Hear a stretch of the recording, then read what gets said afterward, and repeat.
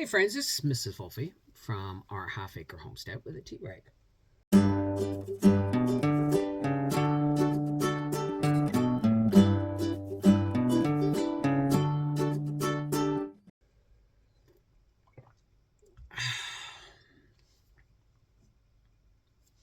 How's it going? Happy February.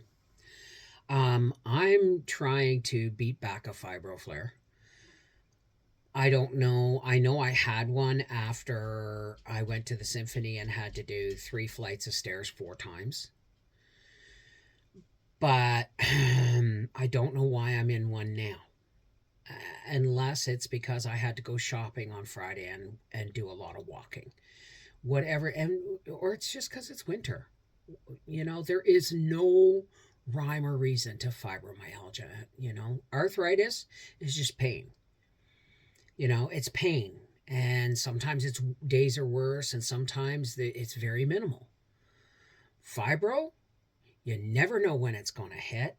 And when it does, it lands on you like a ton of bricks. And there's no rhyme or reason to why it happens. So we just get through it, right? I started my winter sowing garden, and I'm going to do some more of that today and start some of my onions, leeks, and celery as well. I have to take some time to figure out these growing lights. Normally, I have a light cage that has LED and fluorescent plant lights all over it. And it is kind of precarious, and it gets wobbly the more light you add. And so I wanted to try these. But the difference is these all have their own individual timers.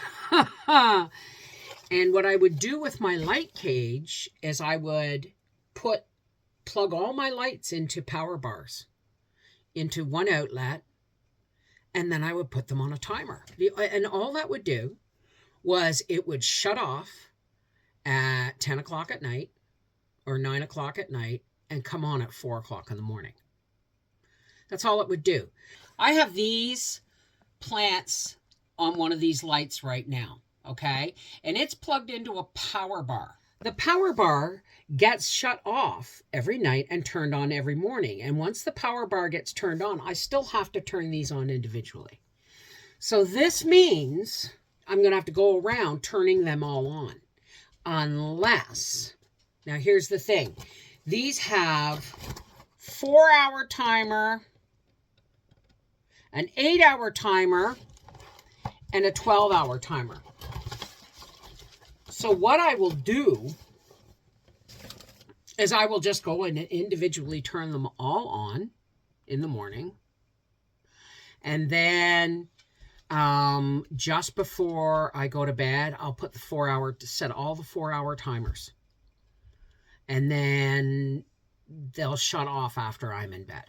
That's all I can do.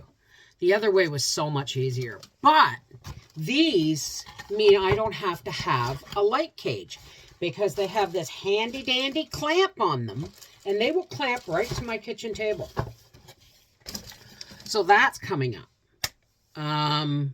I'll probably start the process of getting my plant table together today. It's going to be different in the sense that I have to plastic sheet my dining room table, and then I have to clamp the lights to the table, but under the plastic so that the plastic comes up like this a bit, and then they don't get water on them. Does that make sense? You'll see it all when I do a video.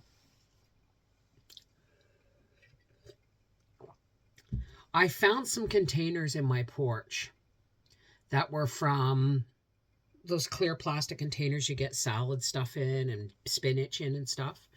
Now the lids have been thrown away because they were flat, but I'm going to use them to plant a few more herbs and maybe some flowers outside in the snow there. Because if we're going to do this, let's just do this, right? As many containers as I can are going to go outside and see if they just go.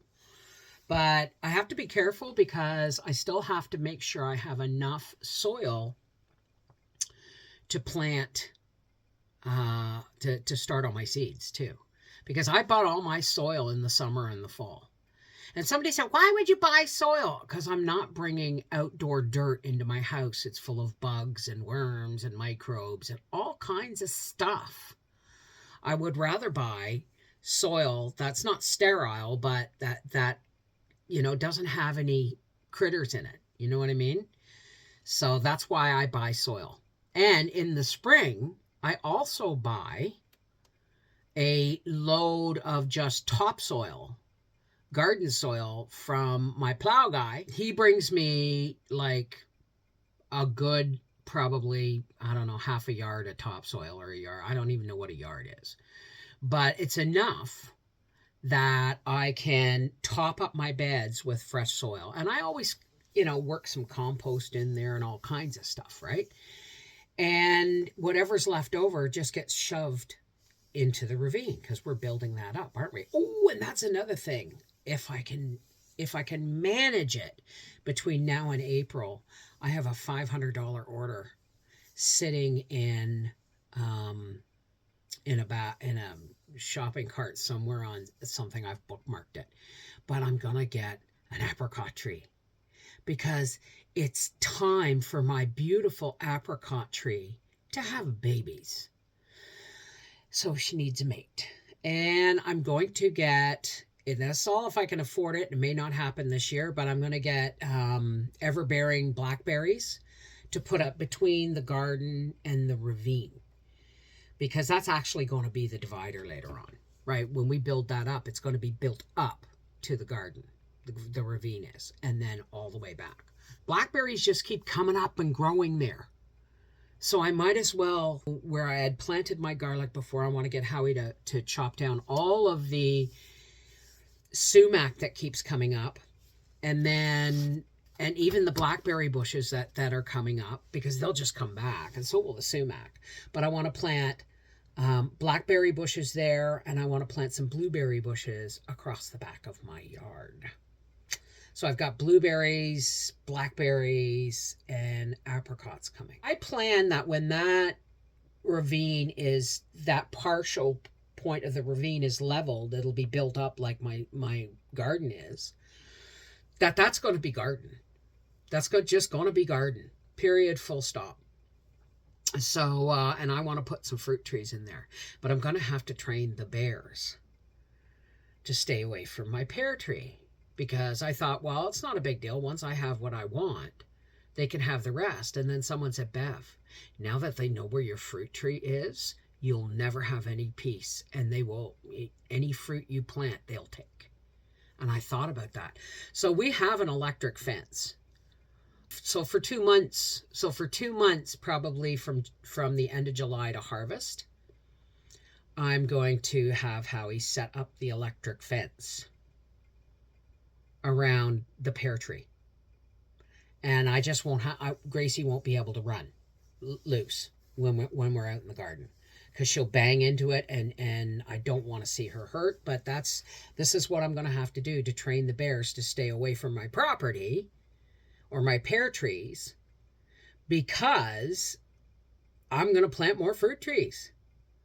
But maybe by then I will be able to put an electric fence around that, like a solar one later on, behind my fruit trees. I'm getting ahead of myself. But you see, this is my point. I'm 59 years old, right? I'm in my 60th year, and I'm still making plans to make this property produce perennial food.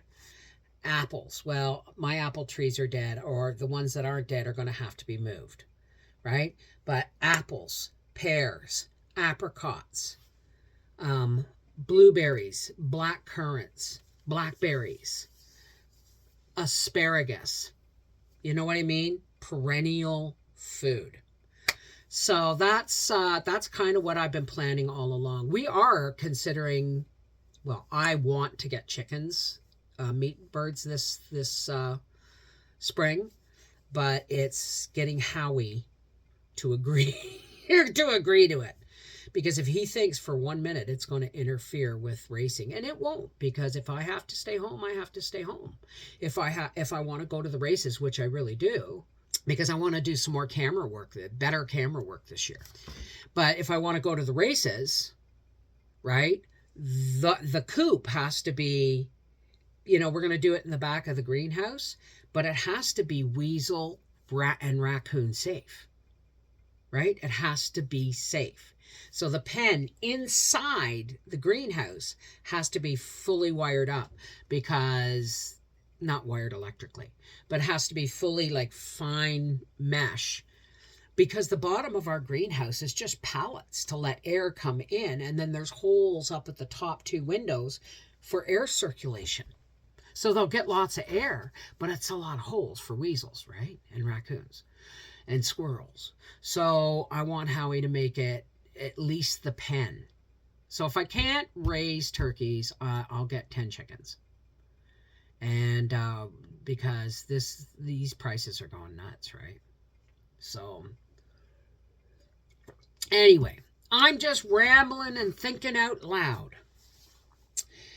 But yeah, I'm going to be doing some more planting today, starting seeds, figuring out lights, all that fun stuff, and you'll get it in a video tomorrow or the next day. All right?